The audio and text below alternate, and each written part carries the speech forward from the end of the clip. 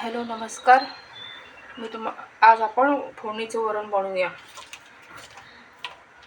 काहींना कसं म्हणजे फोडणीचं वरण असलं, साधं वरण असलं तर ॲसिडिटी होते, जळजळ होते. तसं नाही व्हायला हवं ना. तर आपण आज फोडणीचं वरण बनवूया.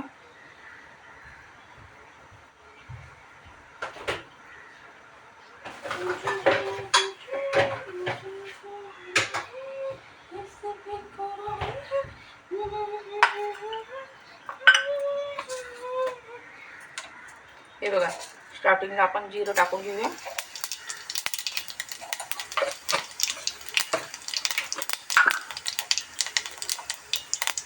हिंग टाकलं ना, हिंगामुळे आपल्याला ॲसिडिटी वगैरे नाही होत.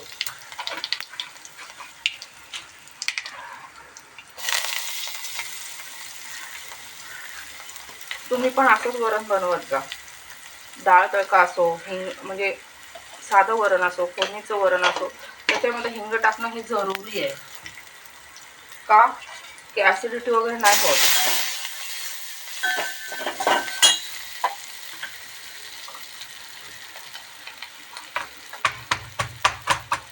थोडासा ताजा ताजा लसूण पण टाकत जा. लसणाने वरणाला एकदम छान टेस्ट येते.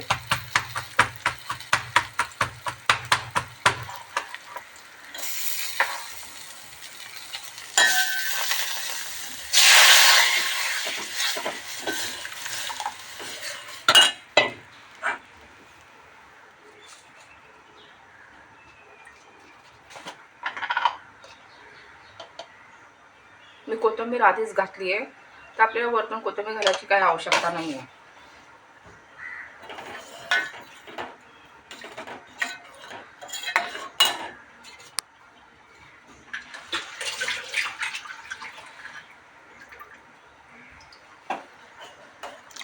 तेलामध्येच कोथिंबीर घातली ना, म्हणजे त्याची टेस्ट छान लागते ना, म्हणून तेलातच घातलेली.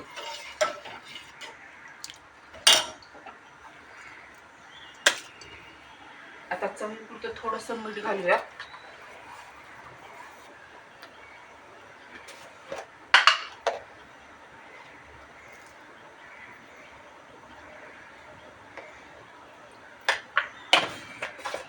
तुम्ही पण कसलंही वरण बनवायचं असलं ना, फोडणीचं वरण, डाळ तडका, साधं वरण, पण तुम्ही त्यात हिंग फोडणीला घालणं विसरू नका. कारण की त्यामुळे हिंग घातलं ना तर आपल्याला ॲसिडिटी वगैरे नाही होत. काही ना कसं साधं वरण असो, फोडणीचं वरण असो, तर वरण खाल्लं म्हणजे डाळ तडका असो तर ॲसिडिटी होतेच. म्हणून काही जण नाही खात फोडणीचं वरण वगैरे. आणि वरण बनवताना डाळ शिजवताना आधी तुरीच्या डाळीमध्ये थोडीशी मुगाची डाळ घालायची.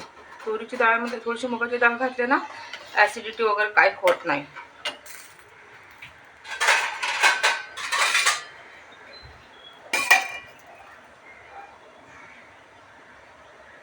हे बघा, झालेलं हे फोडणीचं वरण. तुम्ही पण असंच बनवायचा प्रयत्न करत जा, हिंग घालून वगैरे. हिंग घातले की म्हणजे आपल्याला ॲसिडिटी वगैरे नाही होत ना, म्हणून हिंग आवश्यक घालणं जरुरी आहे. चला मित्रांनो, तुम्हाला हे फोडणीचं वरण कसं वाटलं ते तुम्ही मला सांगा. ओके, चला बाय.